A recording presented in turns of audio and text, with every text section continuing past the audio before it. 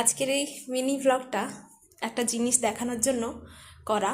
অনেক দিন ধরেই একজনের সাথে বন্ধুত্ব করার চেষ্টা করছিলাম, কিন্তু সে আমার ডাকে সাড়া দিচ্ছিল না।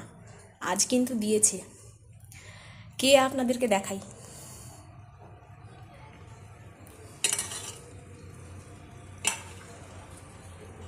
আয় আয়।